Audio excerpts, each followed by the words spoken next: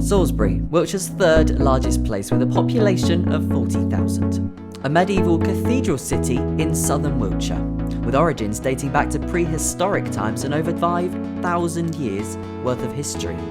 Crammed to the brim, full of historical importance throughout.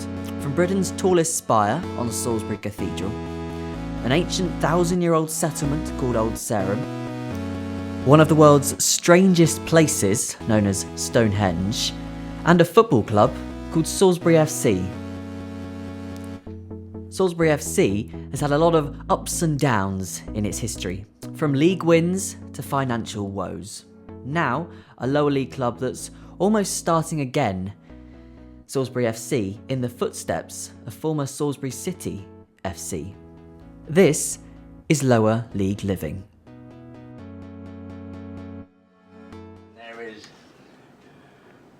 Raymac football pitch. It's the same size as Man United's pitches.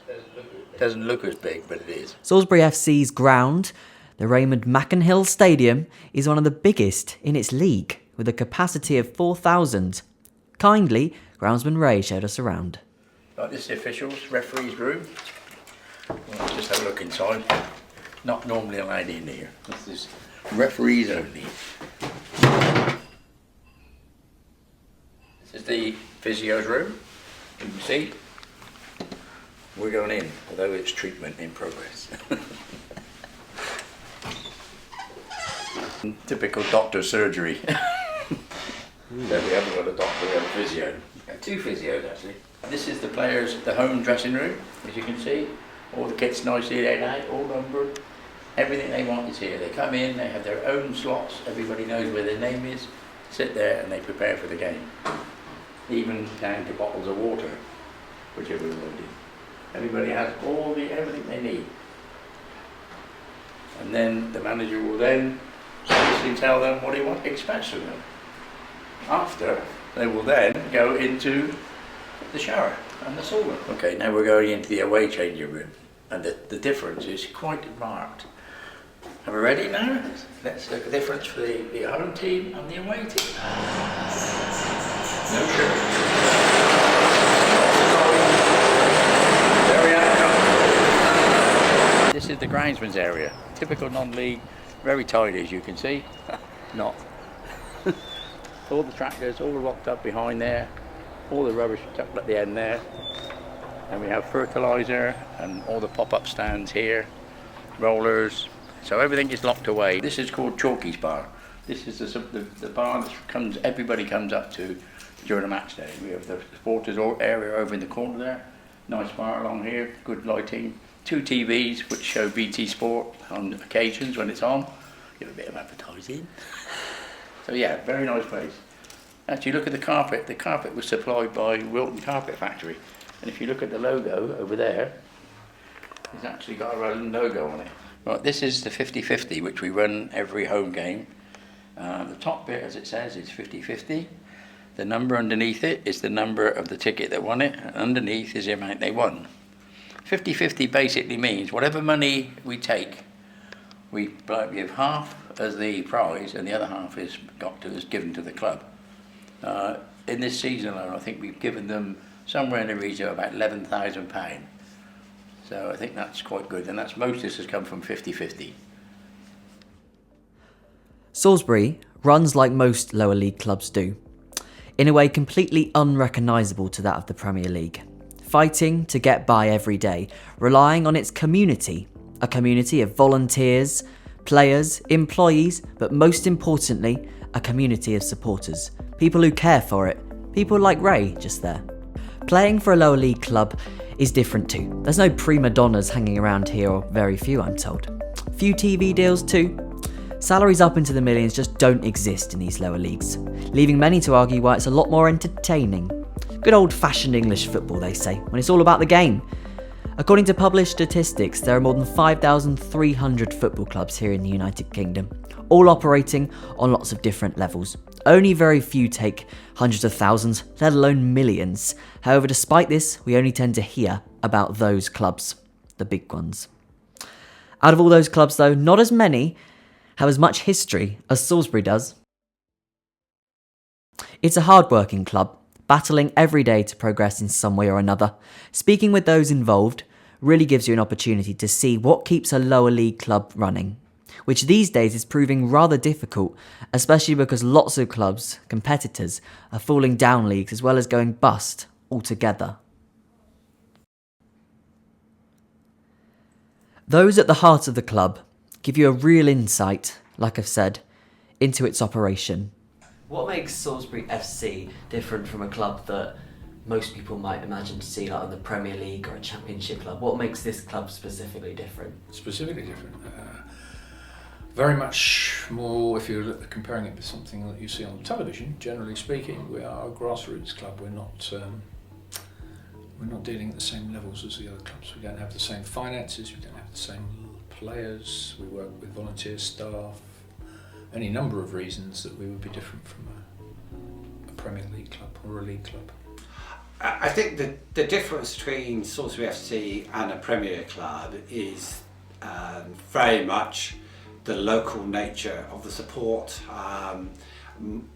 The other club I support is Chelsea, and when I go to Chelsea Football Club to matches, it's quite obvious that their fan base is drawn not just from all over the UK but the continent as well. Whereas here in Salisbury it is very much a club at the heart of the community, and the vast majority of the fan base are local to Salisbury. The size of it is, it's a small club. We've got a lovely ground for the level of football we're at, and we've got a great fan base. Compared to a lot of teams at this level, I think there's a good kind of sense of community at the club. We're blessed with a hard-working supporters club and fan base who do help us out when we need bits. And I think that's probably one of the massive pluses that clubs like this have. Whereas the bigger it up, it's a massive money-making organisation, and sometimes supporters get forgotten. Tell me your favourite thing about this club. My favourite thing about this club? I suppose it's seeing the real fans enjoying themselves. Whether it be, we don't tend to sing a great deal here, but when you see how people are, particularly after a victory or even after a defeat, it's the way it affects them, the way they, especially when we win, it's such a joyous thing, I suppose.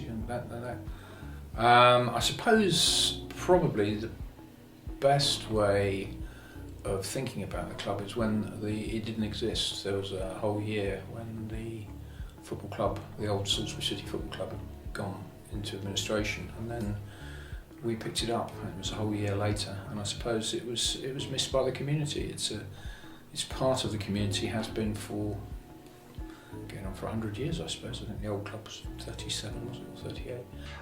And it's very much starting again to a great extent. We were put back in the Wessex Premier League last season, which is step 5 in non-league football, whereas we were at step 1 in non-league football 3 or 4 years ago. So it's very much start again, making sure we get our finances under control from the outset and keep them under control. Clearly everyone wants to see the team do well, but there's no point paying players wages that the club simply cannot afford.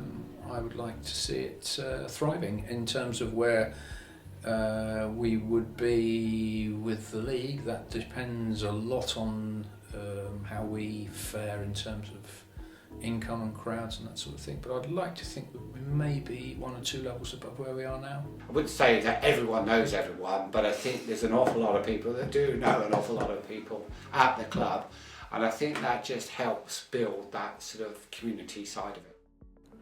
Never mind how much work goes on, typically unnoticed behind the scenes. For fans, it's all about the football itself. Those contracts, agreements, or whatever else is happening get put to one side. But shouldn't it be like that all the time? Two teams meet to play football. Is there anything more important for a football fan? It's not down to the behind-the-scenes team, a manager, or even a volunteer matchday reporter. It's all down to 11 players working together. Welcome to the Ray Mac for tonight's Southern League Cup third round tie. Your teams then, starting with Shortwood. Number 1, Reece Lovett. Number 2, Robert Humphreys. Number 3, Nick Humphreys. Number 4, Sonny Lowe. Number 5, Andy Lewis. Number 6, Nick Pearce. Number 7, Nathan Marks. 8, Chris Wivington. Number 9, Tom Blacker. Number 10, Adam Price. And number 11, Jack Faceman. On the bench for our visitors tonight, number 12, Dave Napoli. 14, Nick Hancock. 15, Alex Sykes. And 16, Andrew Hoskin. And the works tonight then. Number 1, Alex Bass. Number 2, George Thompson. Number 3, Eddie Perry. Sadly not enough time to show the full match there. But Salisbury won, 4-3 in the end. It was an exciting one though, a couple of last minute goals saved Salisbury.